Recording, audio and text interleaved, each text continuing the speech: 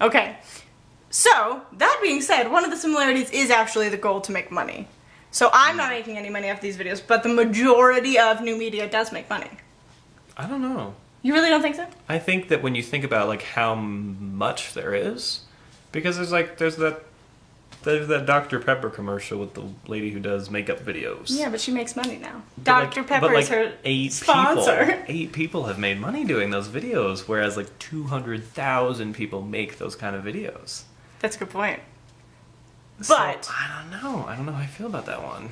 So here's what I wonder though, because when I wrote it down, this is what I meant. Okay. Fox, the channel, makes money through advertising, through people buying merchandise, through people buying box sets. Yeah. They make money, and the actors and everyone involved makes money. Yeah. But then, on the new media side of things, YouTube makes money through advertising, through merch, through the exact same things that Fox is. But not everyone on YouTube individually is making money. But the companies that own both traditional media and new media make money across the board. That's why they own it. That makes sense. I don't think anyone works at YouTube, like, for the love of film. Like, it's a job. Yeah. Yeah, definitely. It's a tech job. Yeah. So all media, in some way, someone I think is making money. I think that's a good point, yeah. The real question is, though, does fanfiction.com make any money? Probably not. Probably not. So another similarity, we've got that though all media is there to make money, it is also there to entertain people. I guess what you see with this one especially is like with like news. More and more what you see is that they report on things that can be like more gruesome. Like even if there was like one shooting, even if someone just let off a gun in Lakewood somewhere, the news still reports on it because it's sort of like, at least not all news, but definitely when you think about the news on Fox, on NBC, the big news companies definitely they sort of aim to get like that shock value out of stories, and I think in that way even news aims to entertain to a certain level. And that is, of course, across the board onto the internet side as well. News sites are doing the exact same thing. Definitely. Fan fiction, YouTube videos are entertaining. So that, yeah, that's absolutely a similarity. I think just what's really interesting about the side where, like, again, like YouTube is such a good example. If anything, it's more to entertain the maker. You think so? I think so, because, like, well, you think about it, there's, like, a lot of videos on YouTube that are just purely like someone like jumping on a trampoline. That is an excellent point. And like I always thought that was just because people are like, look at how cool this jump is. Like or like how fun YouTube is, but it's purely for, I think, like at least at that level, just to like do something fun. And I think that's when you end up with these people who, like, I feel like YouTube brings out a lot of really passionate people because of that. And not to say that TV doesn't. But I think it's more apparent with YouTube because you get, again, like these people who are making it for the sake of making it. And that kind of brings social network into the game because we haven't really talked about that as much. Like, it definitely is making money, but is it aiming to entertain? And that is a good point, that it is not, I'm not entertained by other people on Facebook, but it is entertaining for me to use Facebook. Yeah, absolutely. Just so like share things and get response and like feel that boost. And then same with that, just the advertising, just knowing what you've been looking at. Yeah. Okay, now a couple differences. So we've got specificity. We think that there is a difference in how specific media is from traditional media to new media. Definitely. Well, again, it comes back to like sort of that advertising thing. Yeah. Like looking at the boots. Like there are, like there is like, for example, like this podcast I listened to called Professor Blastoff. Of course, yes.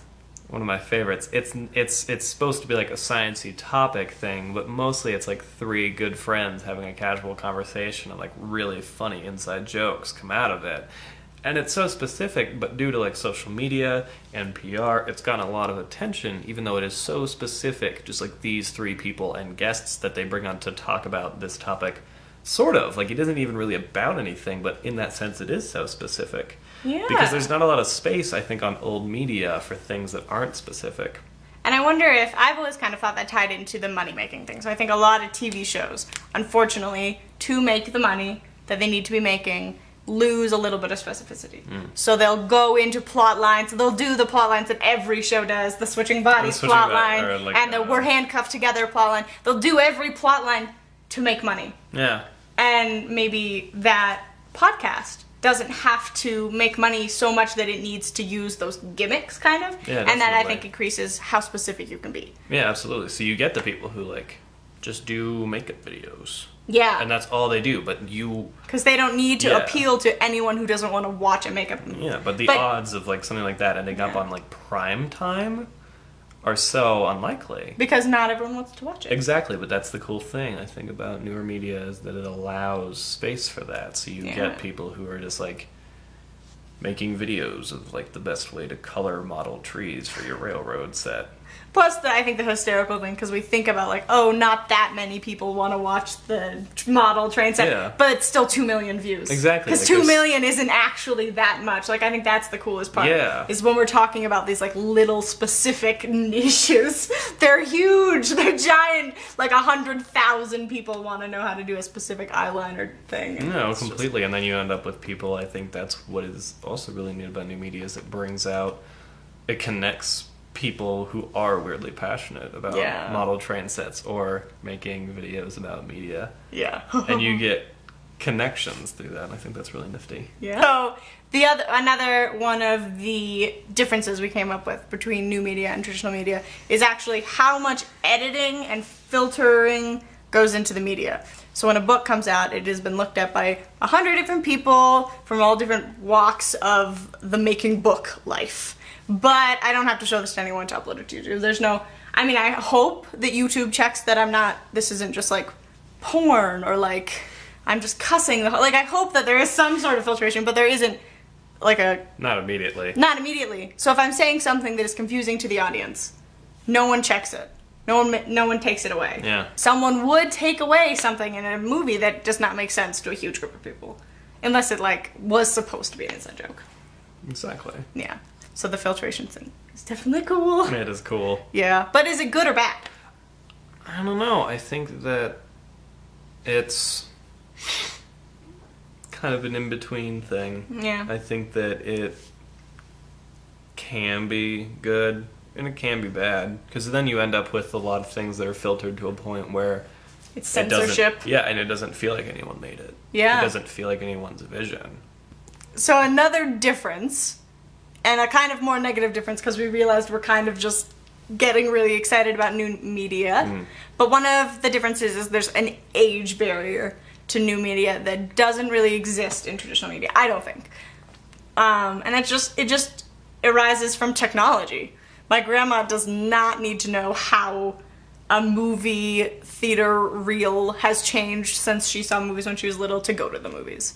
But there is some level of understanding you have to navigate YouTube, to navigate a social networking site, and I think that's where it comes down to. It's just like using the technology. Yeah, and then in a absolutely. lot of traditional media, you don't have to. Exactly, and I think that comes back to the filters. Is Yeah. that with new media, you have more people doing that filtering process for you, more people like editing books, so it's more specific, more people editing magazines, taking pictures, and like having those good pictures. Because when you think about like when you do a picture site, just to find a good picture, it takes a long time. It does. Because most pictures on Google Images are pretty bad. They are. Because the internet hosts so much information, so I think it causes for people who have grown up with it, who can do that filtering on their own and kind of know how to deal with that process. And if anything, I think that's what you get is this gap where people aren't really willing to do that filtering because Yeah. they've never had to access what they want. So those are just some of the similarities and differences in between new media and traditional media. So maybe we'll make some more future videos in the future, or maybe I will, Yeah. because there's a lot. So I don't know. Bye. Bye.